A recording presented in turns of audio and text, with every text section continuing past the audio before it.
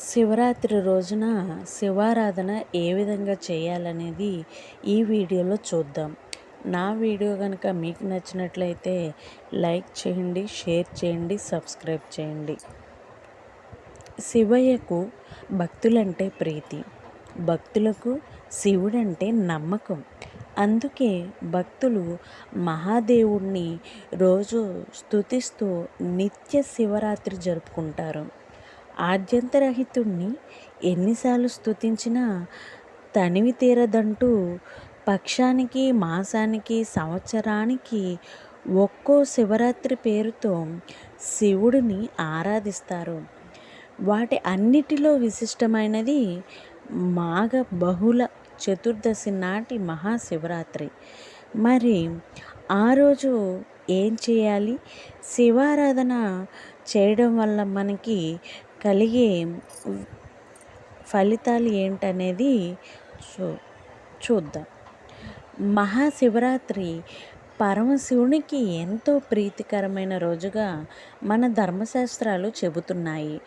ఆ రోజు ప్రతి ఒక్కరూ ఉపవాసం, జాగరణ ఉండటం, రోజంతా శివనామ స్మరణంతో గడపడం, ప్రదోష వేళ యందు శివుని అభిషేకించడంతో పాటు విశేషించి శివుడికి బిల్వార్చన, రుద్రాభిషేకం వంటివి చేయడం శ్రేయస్కరం.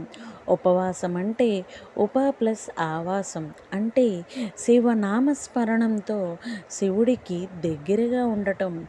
ఈ పర్వదినాన ఎలాంటి ఆహారం తీసుకోకుండా శివుడిని పూజించడం, అభిషేకించడం వంటివి చేయాలి. ప్రస్తుత రోజుల్లో ఆరోగ్య పరిస్థితుల రీత్యా పూర్తి ఉపవాసాలు లేకుండా ద్రవ పదార్థాలతో శంకరుని అభిషేకించిన ప్రసాదాలతో ఉపవాస నియమాలను భక్తి శ్రద్ధలతో పాటిస్తే ఆ ఫలితం మనకి దక్కుతుంది. శివరాత్రి రోజున జాగరణం ఉండటం వల్ల రాత్రిపూట చేసే శివార్చన, శివ అభిషేకం వల్ల శరీరంలో తేజస్సు వస్తుంది. అలాగే భగవంతుడి మీద సాధకులకు, మోక్ష మార్గంలో ప్రయత్నించే వారికి ఇది విశేష సమయం. అలాగే గృహస్థులకు ఆయురారోగ్యపరంగా, పుణ్యార్చన పరంగా శుభ ఫలితాలు లభిస్తాయని ధర్మశాస్త్రాలు పేర్కొంటున్నాయి. అయితే ముఖ్యంగా ఇది సన్యాసులకు మాత్రం ఈరోజు ఆయన కైలాస పర్వతంతో ఒక్కటైన రోజు.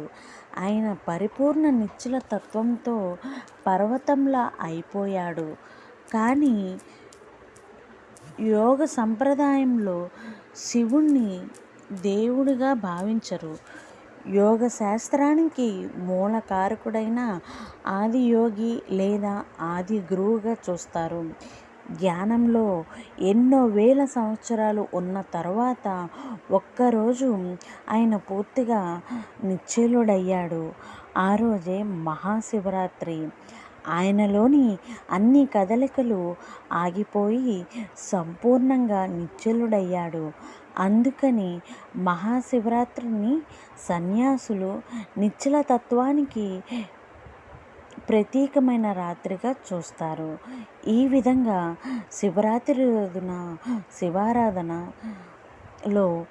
ఆధ్యాత్మికంగా ధ్యానం ద్వారా కూడా శివుని యొక్క కటాక్షం మనకి పొందుతారనేది ఈ వీడియోలో చెప్పడమైనది.